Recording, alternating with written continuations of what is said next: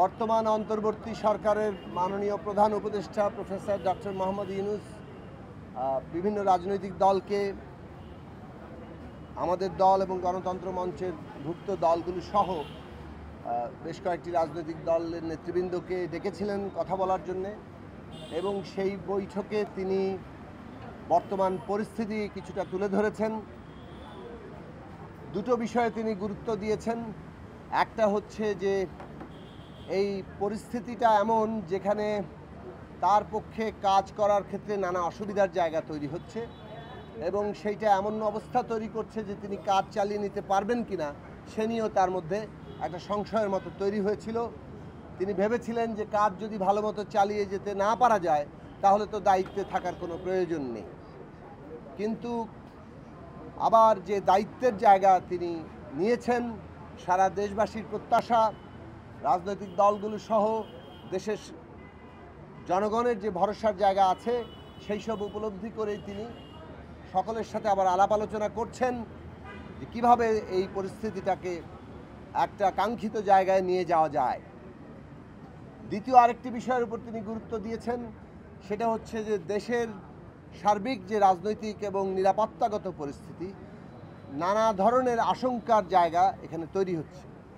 বাংলাদেশের অভ্যন্তরে আমাদের পরাজিত যে ফ্যাসিস্ট শক্তি, তাদের নানান রকম তৎপরতা, গোপন প্রকাশ্য, এবং তাদের যে বিদেশি সহযোগীরা, তারা যেভাবে নানা ধরনের এই যে অন্তর্বর্তী সরকার, বাংলাদেশের একটি গণতান্ত্রিক প্রক্রিয়া এবং আমাদের স্বাধীনতা, সার্বভৌমত্ব, এই সব কিছুকে বাধাগ্রস্ত, ব্যাহত কিংবা ক্ষতিগ্রস্ত করার জন্য চেষ্টা করছে, সেইটা একটা আশঙ্কাজনক অবস্থা আছে। সেই ক্ষেত্রে তিনি সকলের যে ঐক্য, সেই ঐক্য কামনা করেছেন, যে রাজনৈতিক দিক থেকে এবং দেশের শ্রেণী পেশার মানুষ, শিক্ষার্থী, সমস্ত জনগণ এবং বিশেষভাবে রাষ্ট্রীয় প্রতিষ্ঠানগুলো সকলে মিলে আমরা যদি একটা ঐক্যবদ্ধ জায়গায় থাকি, তাহলে এই যে অভ্যুত্থানের অর্জন, গণতান্ত্রিক যে আমরা প্রক্রিয়ায় আছি, একটা উত্তরণের জায়গায় আমরা যাচ্ছি, এবং সর্বোপরি আমাদের স্বাধীনতা, সার্বভৌমত্ব কোনোটাই বাধাগ্রস্ত কিংবা ক্ষতিগ্রস্ত করার শক্তি কেউ পাবে না।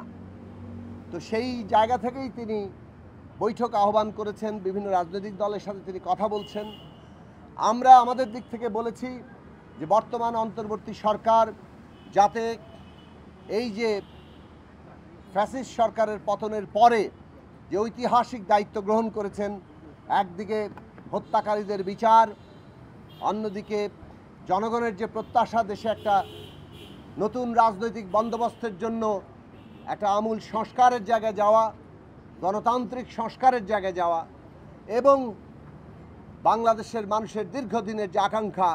একটা সুষ্ঠু নির্বাচনের মধ্য দিয়ে তারা জনগণের সত্যিকার প্রতিনিধিদের নির্বাচিত করার যে ক্ষমতা, সেইটা অর্জন করার বিষয়ে যে দায়িত্ব,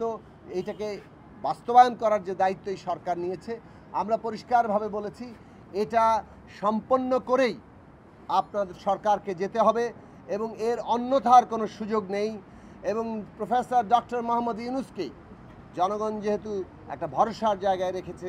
সেই তাকেই এই দায়িত্ব পালন করতে হবে। যত বাধাবিঘ্নই থাকুক, প্রতিকূলতা থাকুক, সেটা তার মনের উপরে যত চাপই সৃষ্টি করুক না কেন, আজকে যে ঐতিহাসিক জাতীয় দায়িত্ব তিনি গ্রহণ করেছেন, সেই দায়িত্ব তাকে পালন করে, সম্পন্ন করে বাংলাদেশের ইতিহাসে একটা দৃষ্টান্ত স্থাপন করতে হবে, যাতে করে ভবিষ্যতে এটা একটা অনুপ্রেরণার বিষয় থাকে।